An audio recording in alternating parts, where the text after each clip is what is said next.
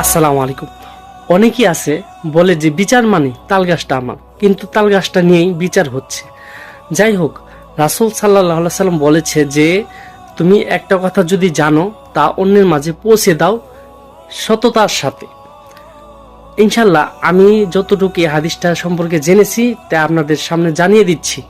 আপনি মানলে মানবেন, না মানলে আপনার বিষয়। আমি তর্কে বিতর্কে জড়িত হব না। প্রকাশ থাকে যে তাসবিহ ডান হাতে গুনাই হলো সুন্নত।